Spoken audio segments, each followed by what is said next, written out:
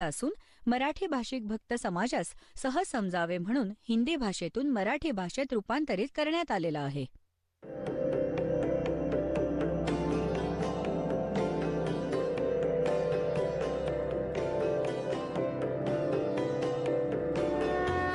और ज्ञान सब ज्ञान डी कबीर ज्ञान सो ज्ञान और जैसे घोड़ा तोब का करता चले मैदान. जगद्गुरु तत्वदर्शी संत रामपालजी महाराजांचे अमृत वचन सर्व पवित्र धर्मांच्या व पवित्र शास्त्रांच्या आधारावर. आज या धनाच्या शर्यतीत आणि या शिक्षणाने आपल्याला किती निकम्मा बनवलं आहे. दया उरली नाही, आदर उरला नाही. आम्ही पहिल्यांदा जेव्हा कुठल्या गावातून शहरात गेला होता दास, तर तिथे पाहिलं होतं शहरातील त्या लोकांचं वागणं.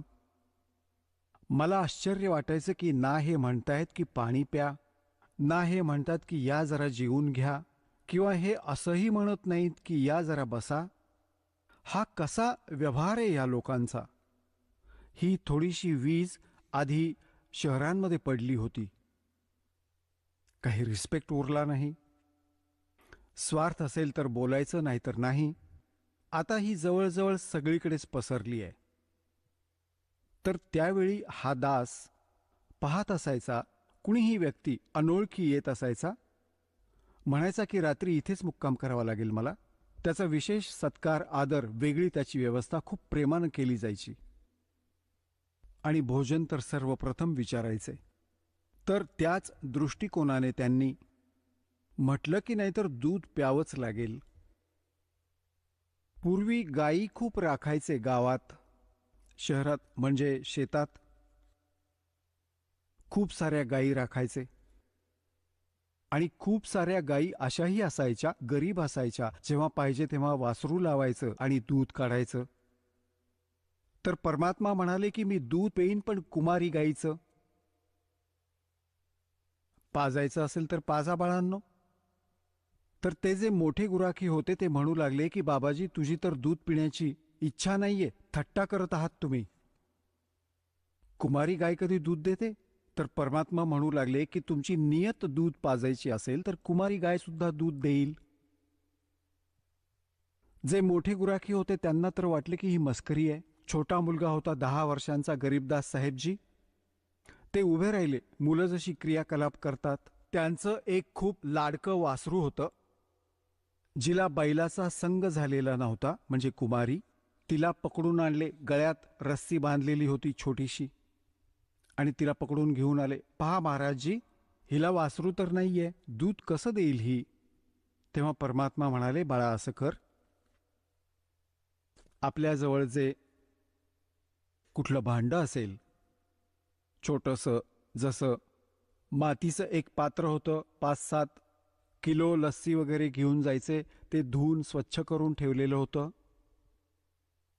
म्हणाले की हे आहे, हे स्वच्छ करून ठेवलं आहे, ठेवायच्या खाली. गरीबदासजी पकडून बसले त्या गायीच्या आचळांखाली, आणि परमात्म्याने उभं राहून अशी थाप मारली कबीर साहेबांनी त्या गायीच्या कमरेवर. आशीर्वादाने भारलेला हात ठेवला परमात्मा कबीरजींनी. आचळ मोठे मोठे होऊ लागले आणि दुधाची धार लागली. भांड भरताच ती आपोआप बंद झाली. बोलो सतगुरुदेव.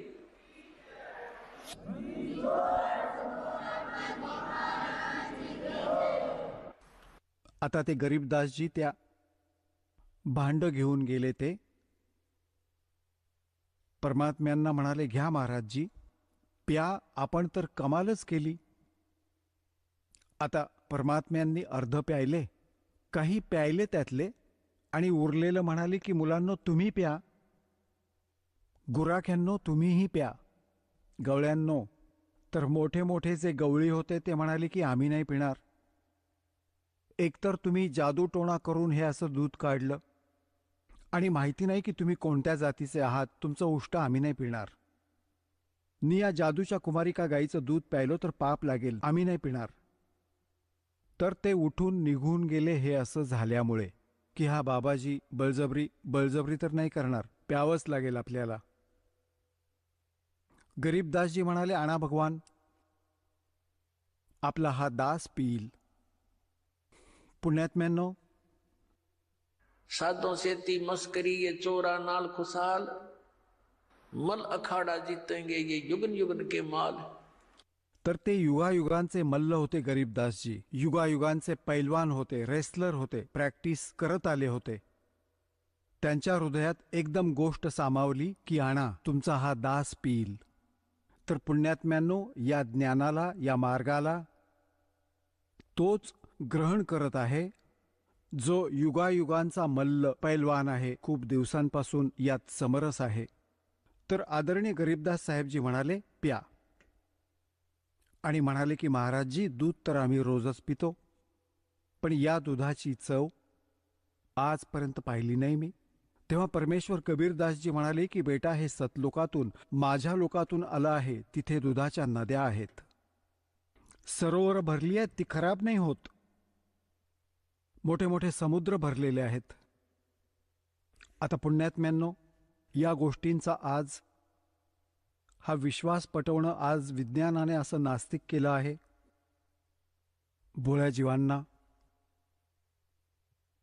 की दूध खराब कसं होत नाही, कुठेही ठेवा खराब होणार, हे होणार, ते होणार.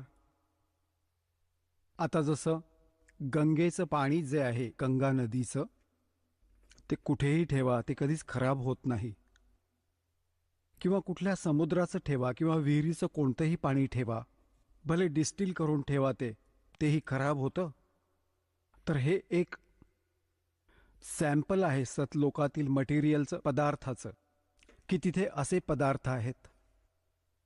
गरीबदासजी म्हणाले, भगवान, खरंच का तिथं दुधाची सरोवर भरलेली आहेत? म्हणाले, हो बेटा.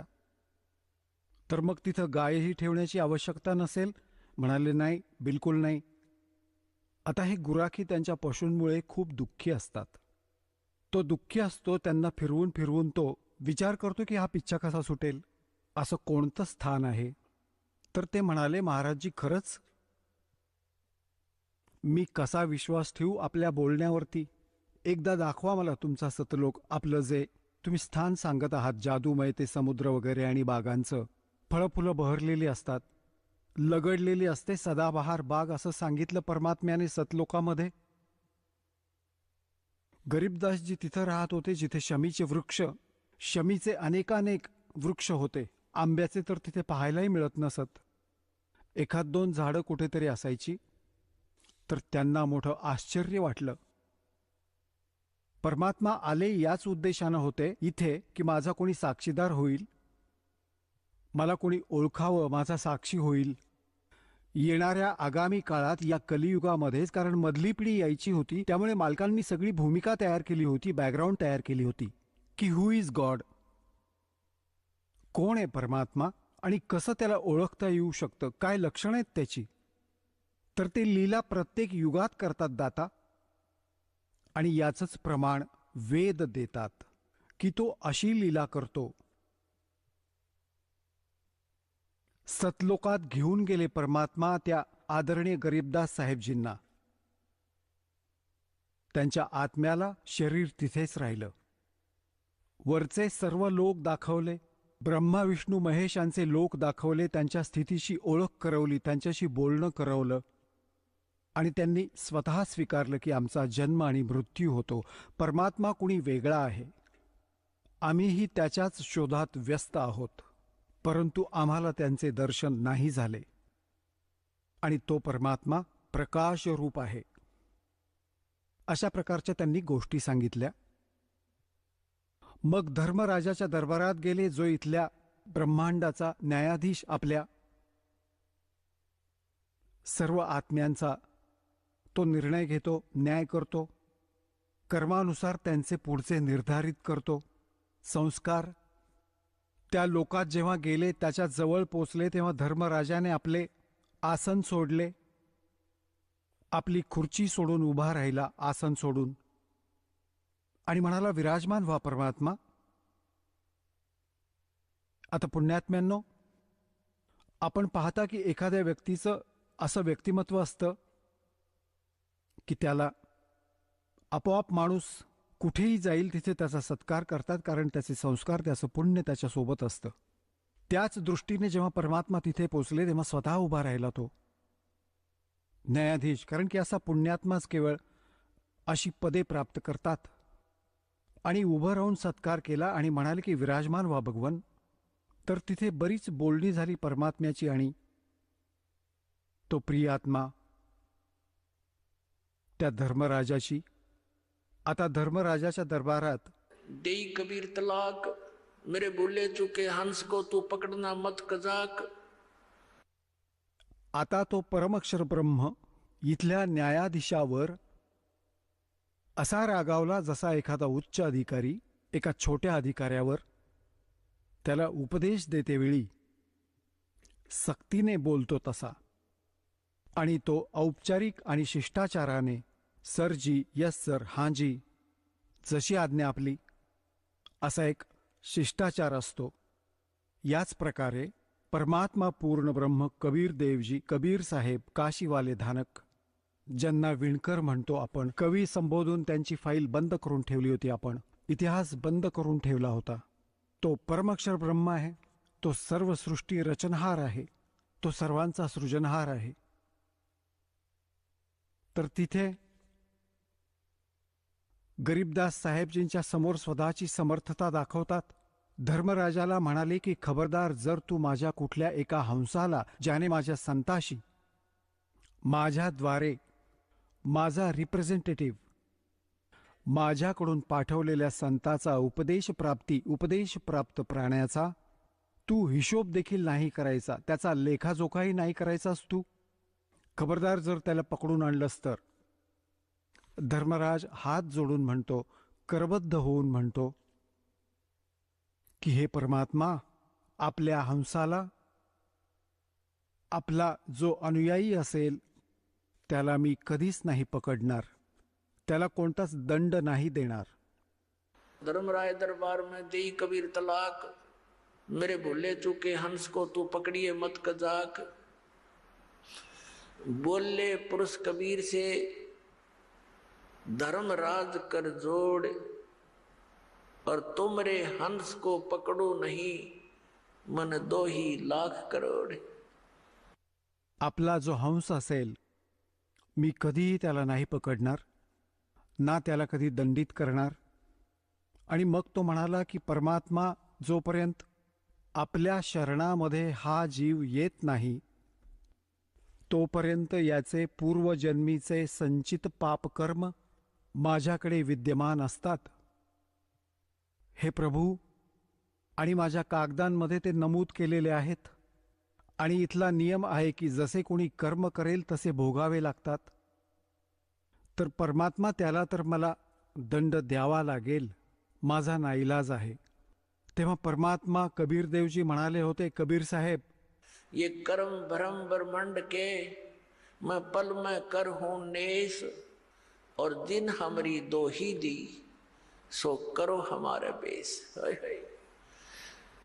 हे तुझे कर्म भ्रम या ब्रह्मांडाचे तू लावून ठेवले आहेत, यांना 1 मिनिटात नष्ट करेन, संपवून टाकेल, कॅन्सल करीन, क्रॉस मारीन यांच्यावर. आणि ज्यांनी माझी साक्ष दिली आणि तू त्यांना पकडून आणलंस,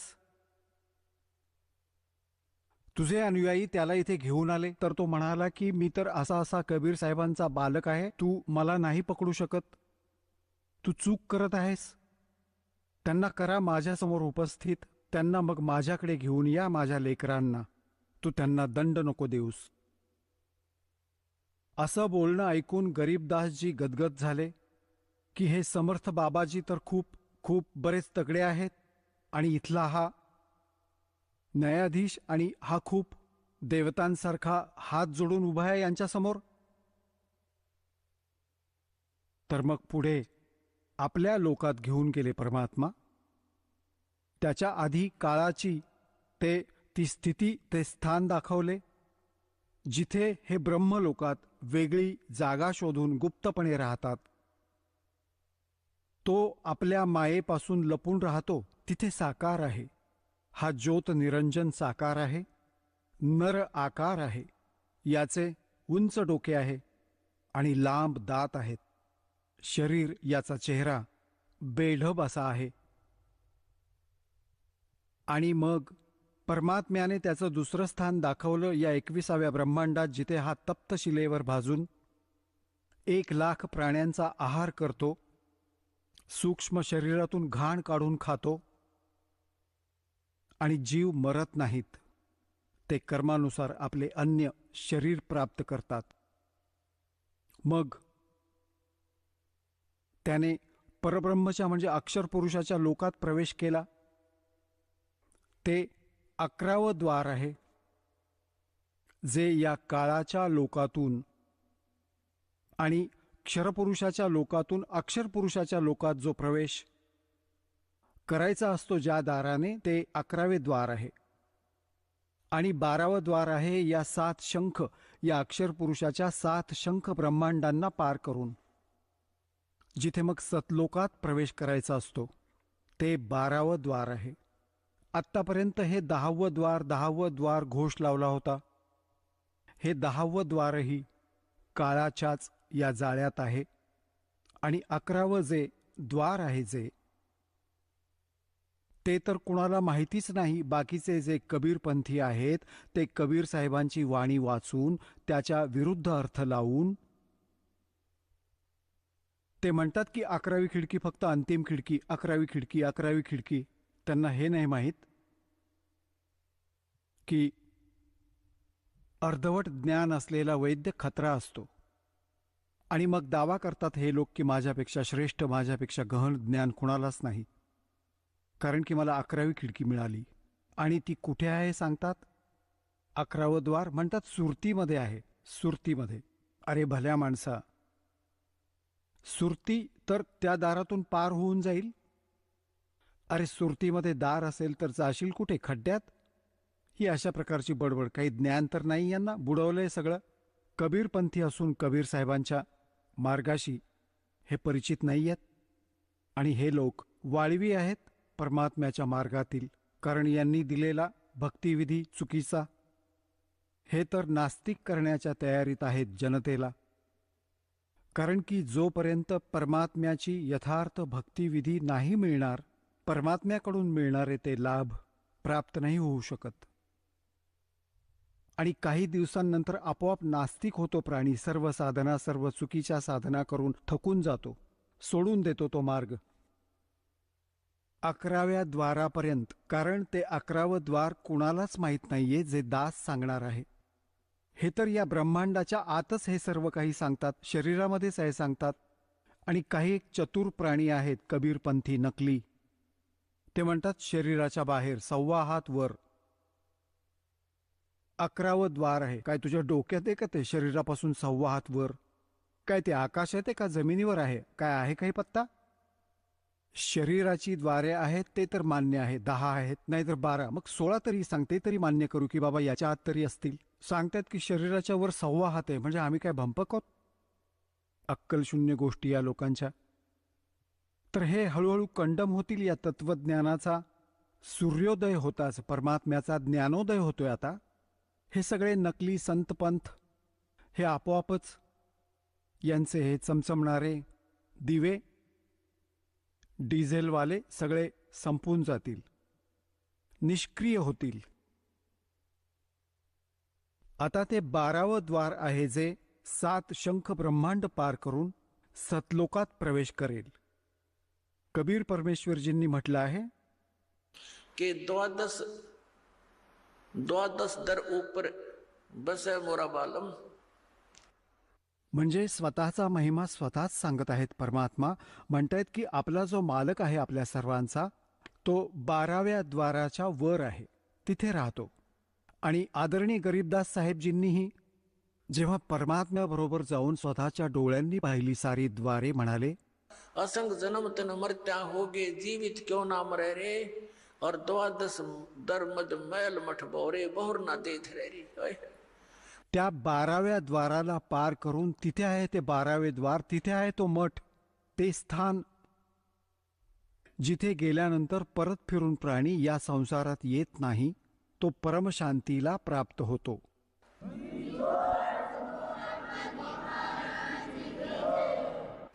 जेव्हा 12व्या द्वाराला पार करून सचखंड सतलोकात प्रवेश केला, आदरणीय गरीबदास साहेबजींच्या शरीराचे तेज 16 सूर्यांइतकं प्रकाशमय झालं.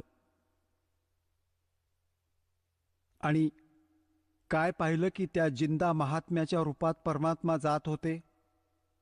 त्या परमेश्वराने आपल्या रूपाला, आपल्या तेजाला लपवून ठेवलं होतं आणि दुसऱ्या रूपात तेच कबीर परमात्मा आपल्या अन्य रूपात एका खूप मोठ्या सिंहासनावर तख्त म्हणजे आपलं हे लाकडी नाही, तख्त असतं. तख्त म्हणजे या राजे लोकांच्या राजगादीला तख्त म्हणतात, की अमुक राजा ह्या साली तख्तावर विराजित होता, तख्तावर बसला होता, म्हणजे गादीवर बसला होता.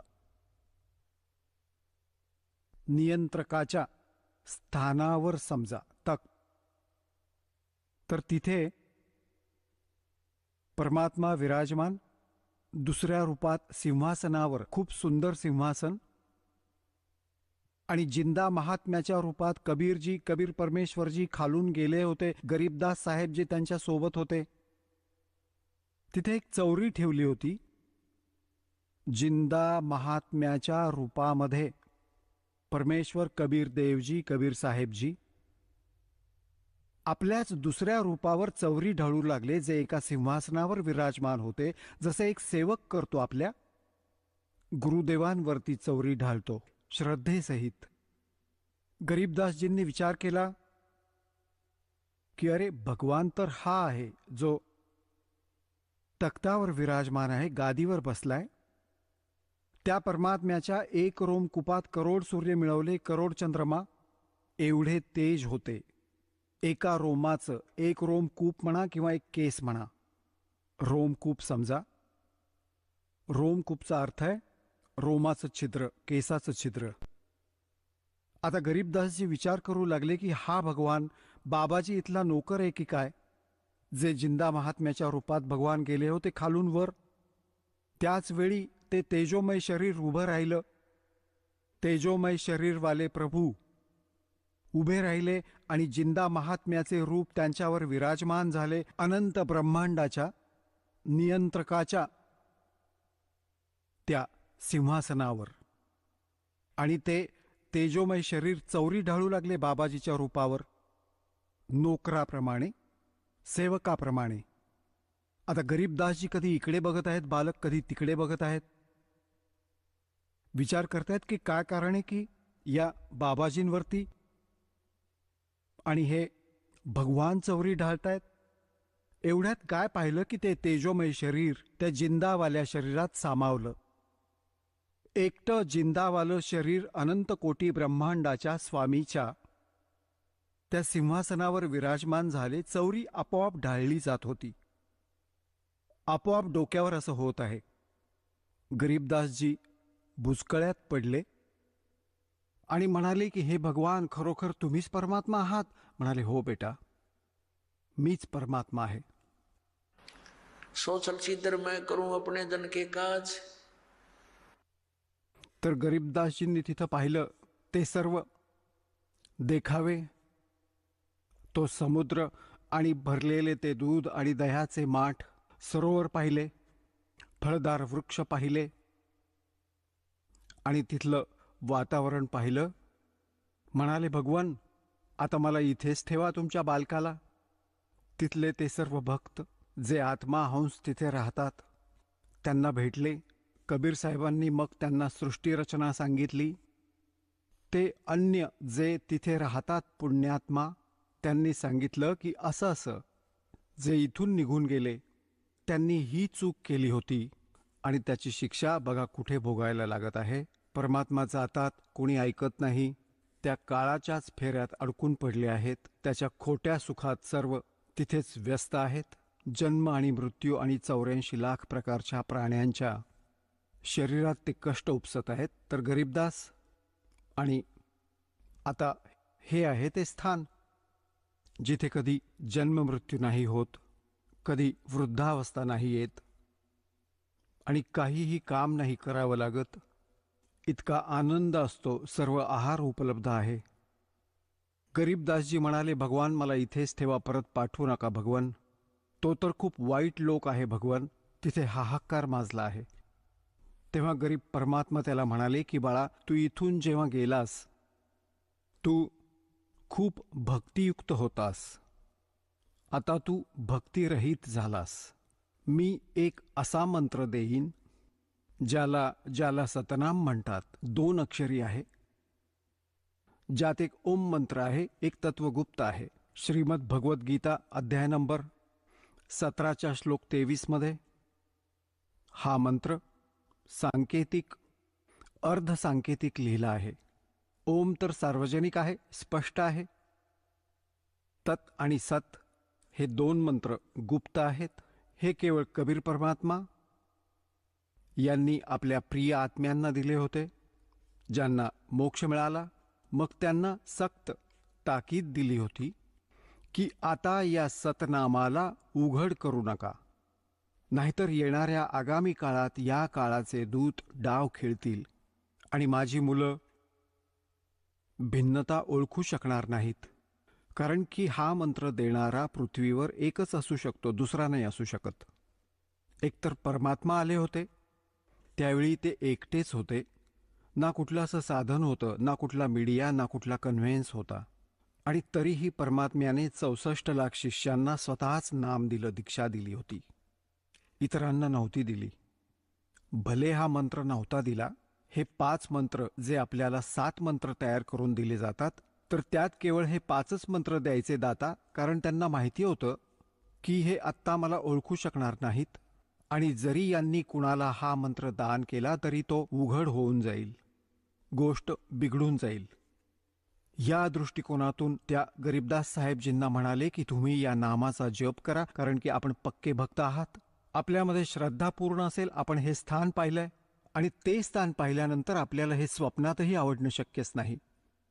या बोलण्याने गरीबदास साहेबजी संतुष्ट झाले की जशी आज्ञा प्रभू आपली, आणि म्हणाले की हे आता सांगू नकोस. परमात्म्याने स्वतःचं सगळं ज्ञान त्यांच्यात फीड केलं गरीबदास साहेबजींच्या आत्म्यामध्ये, जसं एका कॉम्प्युटरमधून दुसऱ्या कॉम्प्युटरमध्ये. खूप मोठे हे सत्संगाचे व्हिडिओसुद्धा कितीतरी तासांचे फॅक्स केले जातात आणि त्यातही सेव्ह होतात. असे परमात्म्याने ते ज्ञान, तत्वज्ञान जे कबीर पंथात घुसलेल्या कबीरपंथी नकली संतांनी, काळाच्या दूतांनी काहीशी खराब केली होती, सच्चिदानंद घनब्रह्मची वाणी, कबीर वाणी, आपल्या पद्धतीने हवे तसे अनर्थ केले होते, त्याच्या पूर्तीसाठी आदरणीय गरीबदास साहेबजींमध्ये ते पूर्ण ज्ञान त्यांच्यामध्ये फीड केले होते आणि मग त्याला सार्वजनिक करवलं होतं. आता पुण्यात्म्यांनो, गरीबदास साहेबजींच्या वाणीमध्ये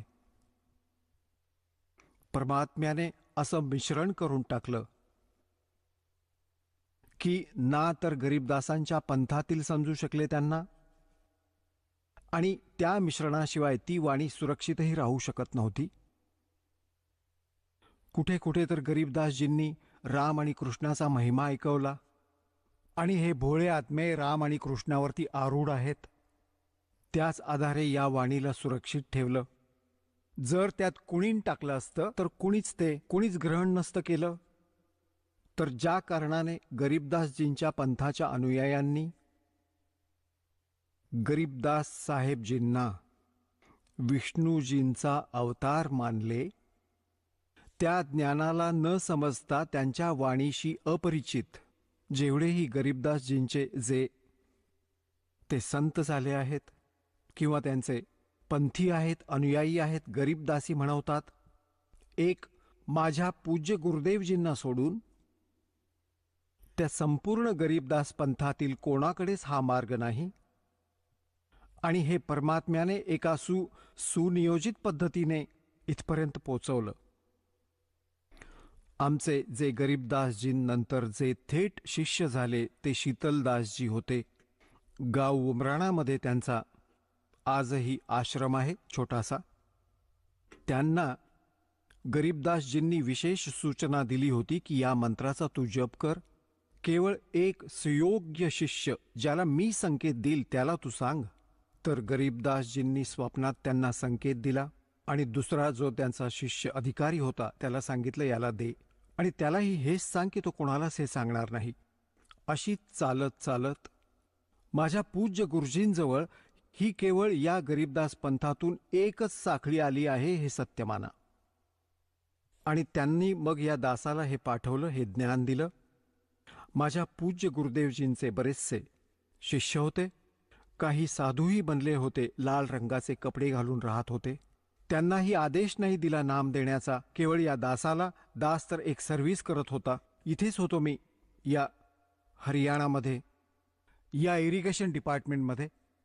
आणि जेव्हा या दासाला माहीत नाही काय पाहिलं होतं या दासामध्ये, स्पेशल मला सांगितलं होतं की हे नाम तू देत जाशील, सत्संग कर आणि एकटं वाटून घेऊ नकोस. परमात्मा तुझ्या सोबत असतील आणि विश्वात तुझ्यासारखा पृथ्वीवर कोणी संत नसेल.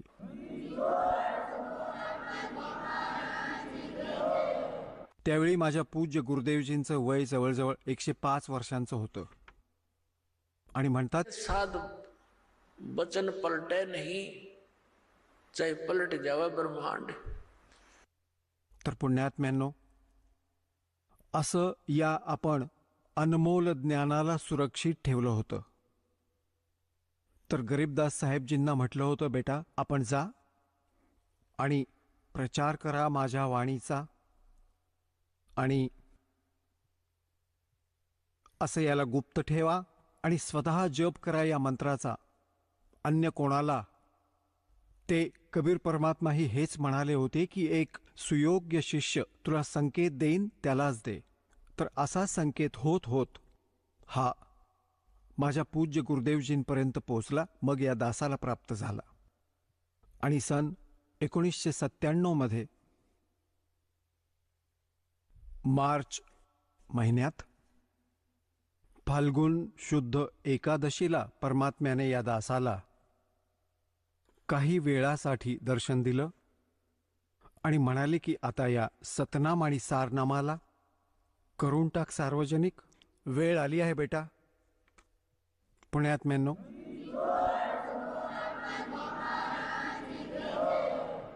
आता पुण्यात्म्यांनो, गरीबदासजी महाराजांना परमात्मा म्हणाले की आता तू जा परत बेटा आणि या सतनामाचा जप कर. तू लवकरच भक्तीचा धनी होशील. तुझी जी काही हानी झाली आहे ती यामुळे अक्षरशः भरून निघेल. मग त्याचा महिमा सांगितलाय परमात्म्याने. जे गरीबदासजींनी परमात्म्याकडून ऐकलेलं ज्ञान आहे ते कसं सांगितलंय की सतनाम पालड़े रंग होरी हो, 14 लोक चढ़ावे राम रंग होरी हो, 3 लोक पासंग धर रंग होरी हो, तो ना तुलाया राम रंग होरी हो. सतनामाच्या एका श्वासाची किंमत पुण्यात्म्यांनो केवढी आहे. एका सतनामाच्या श्वास उच्छ्वासाने एका संपूर्ण मंत्राची कमाई होते. जसा आपण एक मंत्र श्वासातून बाहेर सोडता, दुसरा आत घेता, हा एक संपूर्ण जप झाला सतनामाचा. काही भक्त असमंजसपणात असतात. हा एक मंत्र समजा की बस सुरू ज्याने केला अंत दुसऱ्यामध्ये झाला, बस हा एक मंत्र. याची काय किंमत आहे आपण तर बालक आहात, आपल्याला माहीत नाही. हा तिथे डिपॉझिट होत असतो आपला परमात्म्याच्या सच्च्या दरबारात. की परमात्मा कबीर साहेबजींनी सांगितलं आहे, गरीबदास साहेबजींच्या माध्यमातून हे ज्ञान दिलं आहे की एका तराजूच्या एका पारड्यात तागडीच्या, बॅलन्स इंग्रजीत म्हणतात या तराजूला, एका पारड्यात म्हणतात की सतनामाच्या एका स्मरणाची किंमत ठेवा, व्हॅल्यू. आणि म्हणतात की तराजूच्या दुसऱ्या पारड्यात 14 लोक ठेवा. हे 14 लोक कोणते? हा ब्रह्माजींचा लोक, विष्णूजींचा लोक, शिवजींचा लोक, स्वर्गलोक, आणि हा दुर्गाचा लोक, आणि हा ब्रह्मलोक, खालचा पाताळ लोक, आणि अन्य लोक 6 लोक वेगळे आहेत. 7 आहेत तसे, पण हा पाताळ लोक वेगळा. या 3 लोकात गणला जातो स्वर्गलोक, पृथ्वीलोक आणि हा पाताळ लोक. एक महास्वर्ग आहे, एक धर्मराजाचा लोक, आणि हे प्रत्येक वेगवेगळे 98 हे 96 हे 88,000 खेडी आहेत. अशा प्रकारचे हे 14 लोक आहेत, जसे गोलोक, भूलोक, भुवलोक, अशा प्रकारचे बरेच 14 लोक होतात सर्व मिळून.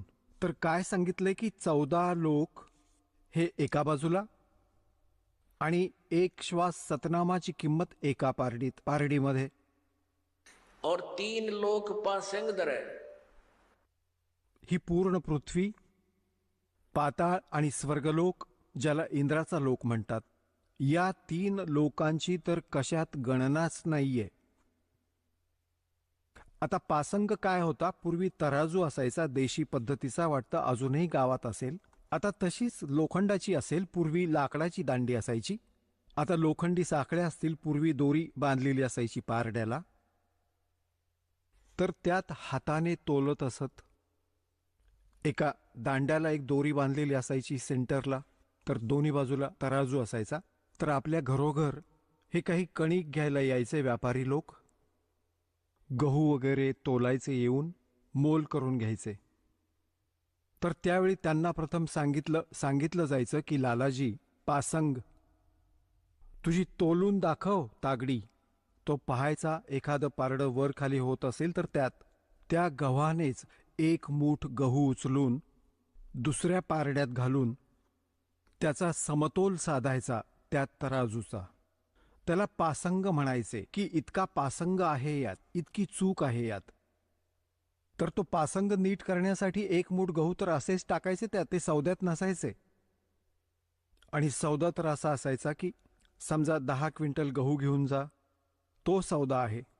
तर परमात्मा म्हणतात के सतनाम पालड़ रग होरी हो, और 14 लोक चढ़ावे राम रग होरी हो.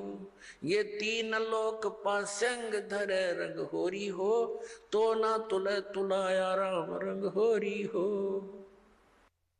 की तरीही ते सतनामाचं पारडं जड राहील, उचलणार नाही, आणि ते 14 लोक असलेलं वर उचललं जाईल. आता पुण्यात्म्यांनो, एका श्वास उच्छ्वासाची किती किंमत. तर आपण किती भक्ती घेऊन इथं आलो होतो. आपण आजीवन करत राहू, तेव्हा जाऊन ते पूर्ण होईल. आणि पुण्यात्म्यांनो, कारण की आपण आपल्या भक्ती कमाईला इथे वेस्ट खूप करतो, यामुळे ती लवकर साठू नाही शकत. कारण की आपल्याला काळाने असं गुंतवून टाकलं आहे, इच्छा नसतानाही कुठे ना कुठे ते पंक्चर होतच आहे, होतच ते, कोणत्या ना कोणत्या कारणाने. कोणी मुलाला दुखावलं तर त्याला अंतरात्म्याने काळ इथे फसवतो. परंतु त्यावेळी आपण हा निश्चय केला पाहिजे की मुलाला परमात्म्याशी जोडायला पाहिजे, आणि मग तो स्वतः रखवाला आहे. हा मग विश्वास ठेवायला हवा की परमात्म्याशी जोडला गेला, त्याचा साथी आहे तो. त्याचं बिघडत काहीच नाही, पण आपलं हृदय कमजोर झालेलं असतं. इतके कष्ट आपण इतके कष्ट उपसलेत युगानुयुगे. जसं म्हणतात की जसं कुत्र्याला कोणी लाठी मारतं आणि तो बिचारा इतका पीडित होऊन जातो, इतका त्रासतो, मग कुठेही बसलेला असेल आणि थोडासाही काही आवाज झाला असा लाठीसारखा, तिथेच बसल्या बसल्या ओरडायला लागतो. प्रत्यक्षात आजूबाजूला काहीच त्रास नाहीये. तर आपण एवढे दुःखी झालेले आहोत युगानुयुगे. आपण इतके भयभीत आहोत की न जाणो काय वीज कोसळेल या बाळावर, काय होईल बाबा. तर आपण घाबरत असतो, आणि आपण त्या भीतीमुळे ती भक्तीसुद्धा आपण त्यात काही ना काही विभागून तर टाकतोच. जसंही आहे आपण करत राहा. एक दिवस असा येईल, आपल्या सर्व लक्षात येईल, आणि मग भगवान त्यांचा रखवाला दिसून येईल आपल्याला. तर अशा प्रकारे आपण आपल्या भक्तीचा खूप नाश करतो, आशीर्वाद देऊन टाकतो कोणाच्या डोक्यावर हात ठेवून. तुमच्या कोणी पाया पडलं, डोक्यावर हात ठेवला, आपली गेली पुंजी खूप मोठी. कारण की ज्याच्याजवळ काही असेल तोच तर देऊ शकेल. आता पूर्वी हा रिवाज कसा पाडला होता काळाने, कारण की आपले आजोबा पणजोबा आणि खूप खूप पूर्वीच्या मागच्या जन्मातील जेवढेही आमच्या पिढ्या किंवा महापुरुष झाले ते खूप भक्तियुक्त असायचे. त्यांची वचने सफल होत होती आणि ते काय करायचे की आपल्या मुलांना आशीर्वाद द्यायचे. भगवान करो तुझं असं असं हो, भगवान करो तुझं तसं हो, आणि असं होऊ दे, तुला तो नातू हो, तुला पुत्र हो. तर असे ते आपल्या पुंजीला नष्ट करत असत. आपल्या टायरमधून, आपल्या चाकातून, आपल्या ट्यूबमधून दुसऱ्याच्या चाकात हवा भरायचे. आता ना ती त्यांची ट्यूब कामाची राहिली, ना स्वतःची खराब करून टाकली, दोघेही जागीच थांबले. त्याचा विधी आहे की त्याच्यात हवा भरण्यासाठी वेगळी व्यवस्था आहे, ती तिथूनच हवा भरली जावी. तर समजणाऱ्याला इशाराच खूप असतो. आता पुण्यात्म्यांनो, गरीबदास साहेबजींना वरती हे सर्व दाखवलं दात्याने. तिथे काय झालं की गरीबदास साहेबजी यांचे जे मित्र होते त्यांना काही वेळाने, तासा 2 तासांनी आठवलं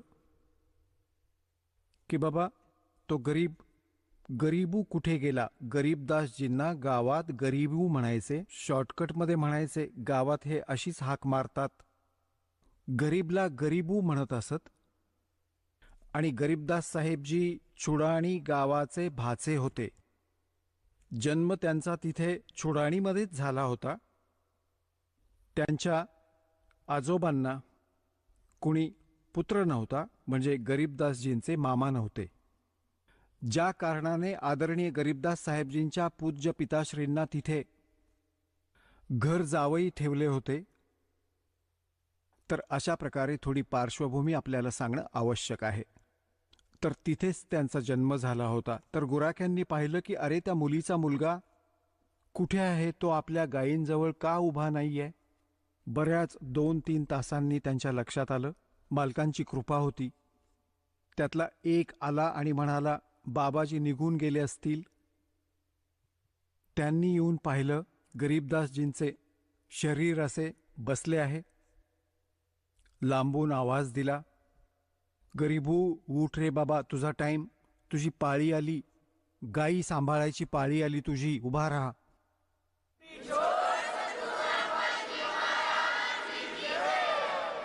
चला आता आपण त्या श्रद्धाळूंचे अनुभव जाणून घेऊयात, ज्यांनी जगद्गुरू तत्वदर्शी संत रामपालजी महाराजांकडून दीक्षा प्राप्त केलेली आहे, तसेच त्यांच्याद्वारा सांगितलेल्या भक्ती मार्गावर चालत आहेत.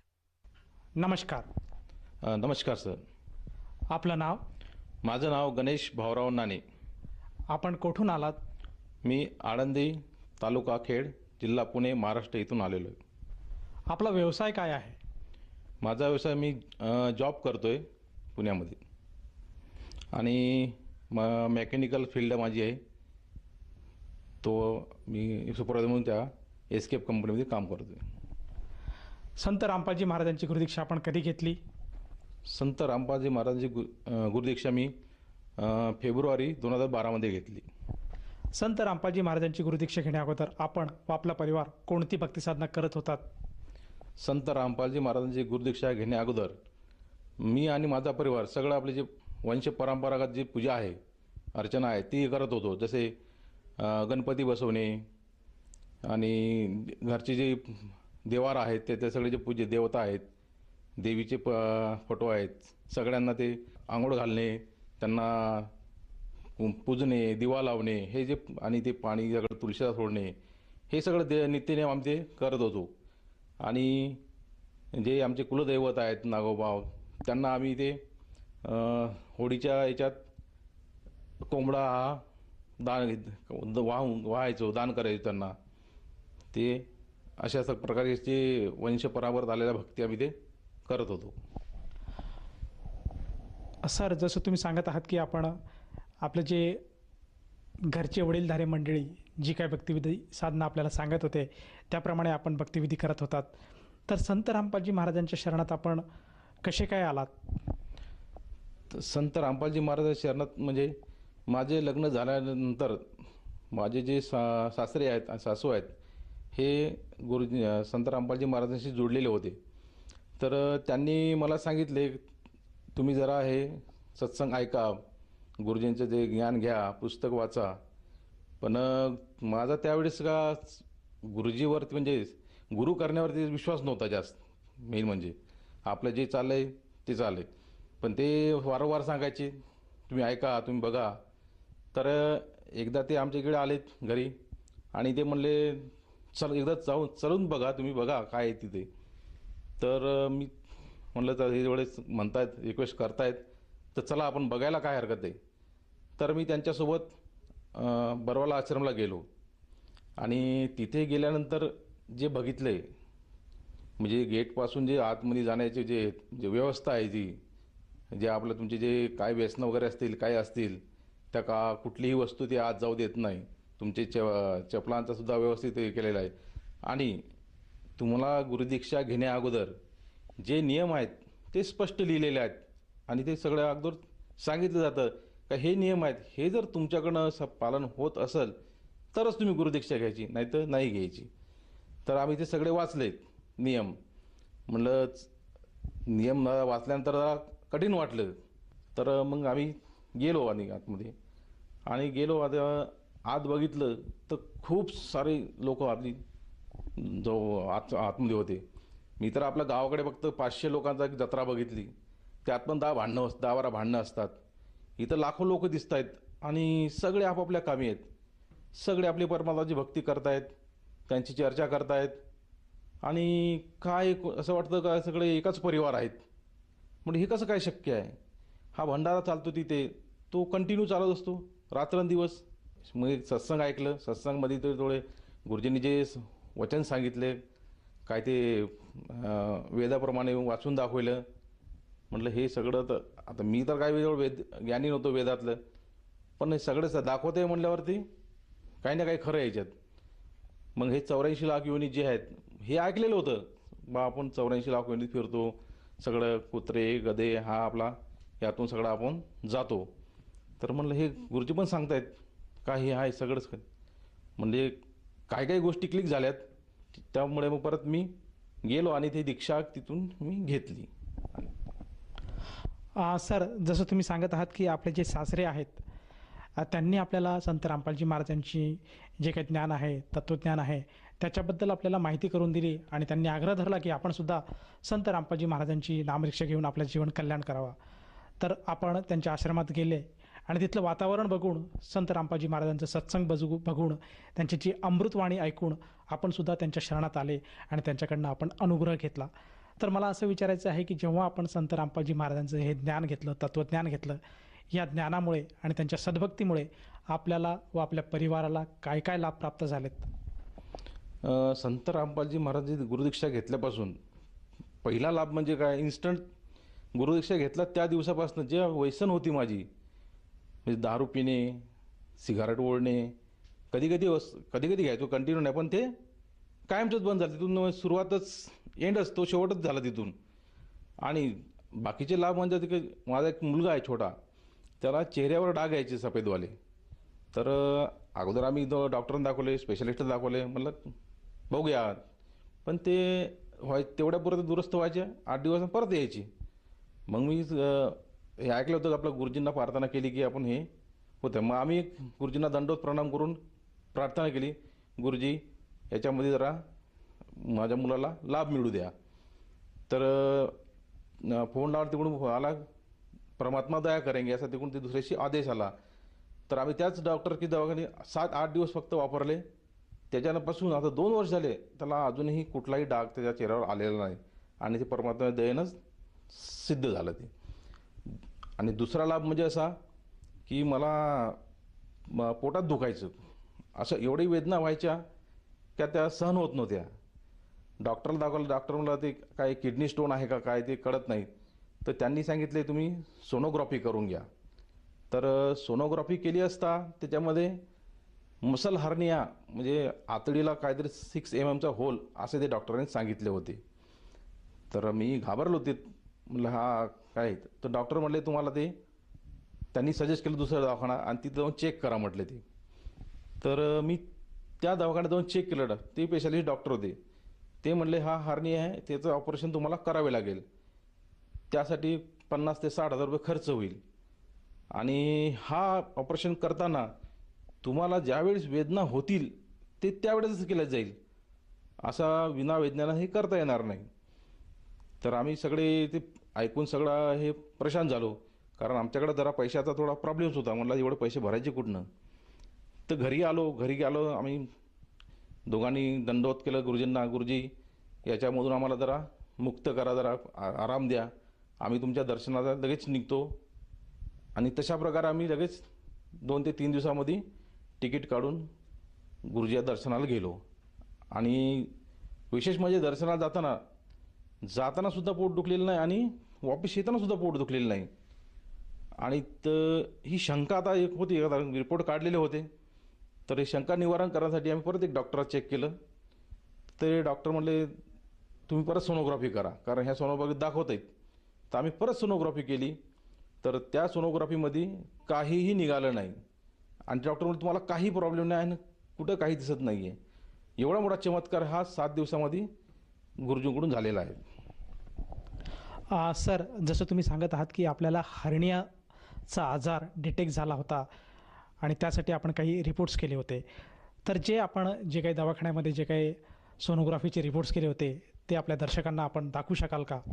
हो, ते मी सोबत आणलेलं आहे आणि मी तुम्हाला दाखवू शकतो ते. हा माझा अगोदरचा चेक केलेला रिपोर्ट आहे.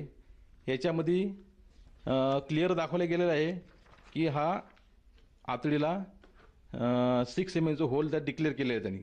हे डॉक्टरांनी दाखवलेलं आहे. हा माझा नंतरचा रिपोर्ट. ज्यावेळेस मी गुरुजींच्या दर्शनास गेलो आणि दर्शनास घेऊन आलो, त्यानंतर परत मी सोनोग्राफी केली. त्यानंतर हे रिपोर्टमध्ये सिद्ध झालं की याच्यात काहीही नाही. हे सगळं एकदम क्लिअर. हा सगळा चमत्कार संत रामपालजी महाराजच करू शकतात, दुसरं कोणी करू शकत नाही. सर, जसं आपण सांगत आहात की संत रामपालजी महाराजांच्या सद्भक्तीमुळे आपल्याला जो हर्नियाचा आजार जडला होता त्यातनं आपल्याला संत रामपालजी महाराजांनी सही सलामत बाहेर काढलं आणि कुठलीही ट्रीटमेंट न करता, कुठलंही ऑपरेशन न करता आज आपण हर्नियापासून मुक्त आहात आणि आपण एक आरोग्य जीवन जगत आहात. तर मला विचारायचं आहे की हा एक लाभ आपल्याला झालाच आहे, परंतु ह्या पलीकडे सुद्धा आपल्याला या सद्गुरू संत रामपालजी महाराजांच्या साधनेने आणखीन काही अनुभूती किंवा लाभ प्राप्त झालेत का? हो, आणखी लाभ झालेले आहेत. मी तुम्हाला सांगतो ते. एकदा मी कामावर येत असताना दिवाळीचा दुसरा दिवस होता. रस्ता मोकळाच होता, त्यामुळे मॅक्झिमम 60च्या स्पीडनं माझी गाडी असणार ती. असा येत असताना अचानक कुत्रा माझ्या गाडीला आडवा आला आणि मी खाली पडलो. खाली पडल्यानंतर माझी गाडी कमीत कमी 30 फूट ते लांब घासत गेलेली. त्यामध्ये गाडीचा हेडलाईट समोरचं सगळं तुटलं. त्या क्षणाला असं वाटलं झालं, संपलं आपलं इथं, हा आपला शेवटच झाला इथं. पण सगळी लोक जमा झालीत. काय एवढा मोठा ॲक्सिडेंट झाला, काय झालं असेल. सगळ्यांनी बाजूला घेतलं, थोडा शांत बसलो, बघितलं तर फक्त काय साधारण आपली पायाला खरोच आल्यात, फक्त टोंगड्याला फक्त मार लागल्यात बघा. कुठंही हाडाचं हे तुटलेलं नाही किंवा कुठलंही काय याचे मेजर ॲक्सिडेंट झालेलं नाही.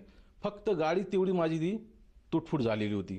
ती गाडी बघितल्यानंतर असं वाटलं लोकांना, ह्याला का असं एवढं.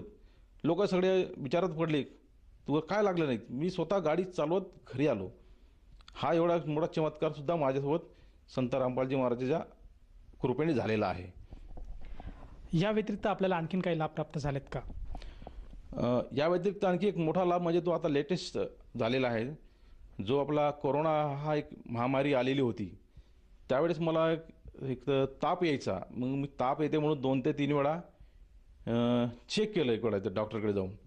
डॉक्टर म्हणले हे 3-4 दिवस तुम्ही गोळ्या घ्या, बरं झालं तर ठीक आहे, ना तर मला कोरोना टेस्ट करावी लागेल.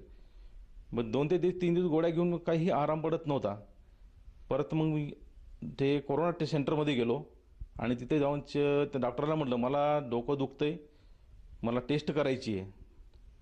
डॉक्टर म्हणाले तुम्हाला टेस्ट आता काय तुम्हाला टेस्ट करता येणार नाही, हे 2 ते 3 दिवस गोळ्या घ्या, नंतर तुम्ही काय मला परत रिपोर्ट द्या, आपण परत चेक करू. त्या गोळ्या घेतल्या आणि घरी आलो आणि संत रामपालजी महाराज परत दंडवत केलं, गुरुजी याच्यामधनं मला वाचवा महामारीमधनं, कारण परत मला तिथं जायचं नाही सेंटरला. तर त्या गोळ्या 2 दिवस घेतल्या आणि मला थोडा फरक पडत गेला आणि परत त्याच्यानंतर कधीच असं जाणवलं नाही की कोरोनात कुठलेही लक्षण मला त्या अंगात जाणवलेलं नाही. आणि विशेष म्हणजे आणखी मी जिथे काम करतो तिथे आम्ही 5 जण आम्ही कलिग आहेत, जवळजवळ बसले असतो. तर त्याच्यामध्ये 4 मेजर कोरोना झाला. काय 2 तर ICUमध्ये होते, ॲडमिट होते आणि 2 घरी क्वारंटाईन होते.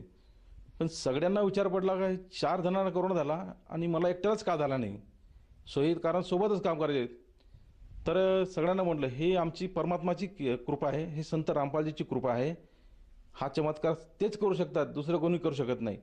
कारण एकाला जरी कोरोना झाला तरी त्याजवळची 10 लोकांना क्वारंटाईन केलं जातं आणि मी सोबत काम करूनसुद्धा मला कोणी क्वारंटाईनची गरज पडली नाही आणि कुठलंही काय असं वेगळं ट्रीटमेंटची गरज पडली नाही आणि मी कंटिन्यू कामावरही हजर राहिलो. हा पण एक मोठा चमत्कार गुरुजींच्या कृपेने माझ्यासोबत झालेला आहे. सर, जसं तुम्ही सांगत आहात की संत रामपालजी महाराजांच्या साधनेमुळे आणि केवळ त्यांच्या सद्भक्तीमुळे आपल्याला करोनासारख्या महामारीतून सुद्धा आपला बचाव झाला आणि आपल्याला त्याची लागण झाली नाही. या विपरीत आपले जे सहकारी होते त्या सर्वांना 4च्या 4 सहकाऱ्यांना करोनाची लागण झाली आणि दोघांची स्थिती तर अगदी ICUपर्यंत पोहोचली होती. परंतु केवळ आपण संत रामपालजी महाराजांच्या सद्भक्तीत होतात म्हणून आपल्याला कुठल्याही प्रकारच्या करोनाची बाधा झाली नाही. तर ह्या अनुषंगाने आपण आपल्यासारखे जे आपले अन्य सहकारी आहेत आणि जो श्रोता समाज आज TV चॅनलच्या माध्यमातून आपल्याला बघत आहेत, या सर्वांना आपण काय संदेश द्याल? त्या सर्वांना मी हा संदेश देऊ इच्छितो की भूतलावरती संत रामपालजी महाराज हे स्वतः परमात्मा होऊन आलेले आहेत. तुम्ही त्यांची पुस्तकं वाचा, ज्ञान वाचा आणि नंतर तुम्ही डिसाईड करा की हे ज्ञान खरोखरच काय आहे आणि ते बघून तुम्ही सुद्धा गुरुजींच्या सानिध्यात यावं अशी मी सर्वांना प्रार्थना करतो. सर, जसं तुम्ही सांगत आहात की मानव समाजाने संत रामपालजी महाराजांचं ज्ञान समजून घ्यायला पाहिजे आणि त्यांच्याकडनं नामदीक्षा घेऊन आपल्या जीवनाचं कल्याण करायला हवे. जर कोणा साधकाला असं भासत असेल की आपण सुद्धा संत रामपालजी महाराजांची नामदीक्षा घ्यावी आणि आपल्या जीवनाचं कल्याण करावं, तर तो व्यक्ती किंवा तो साधक संत रामपालजी महाराजांची नामदीक्षा कशी घेऊ शकेल? तर जे सत्संग चालू आहे TVवरती, तर त्यावर तुम्ही खाली नंबर डिस्प्ले केलेले असतात, त्या ठिकाणी तुम्ही फोन लावू शकता. फोन लावल्यानंतर तुम्हाला तिथं तुमच्याजवळ कुठे नामदान सेंटर असेल त्या ठिकाणाचा तुम्हाला ॲड्रेस दिला जाईल, तिथे तुम्ही जाऊन ते नामदान घेऊ शकता. सर, या नामदीक्षेसाठी त्या साधकाला किती पैसे मोजावे लागतात? नामसाधनेसाठी तुम्हाला काहीही खर्च नाही, तो एकदम निशुल्क आहे. कुठल्याही प्रकारचा त्यात तुम्हाला खर्च येत नाही. फक्त तुम्हाला तिथपर्यंत पोहोचण्याचे तुमचं धाडस पाहिजे आणि तुम्ही तिथपर्यंत पोहोचायला पाहिजे. धन्यवाद. धन्यवाद सतसाहेब.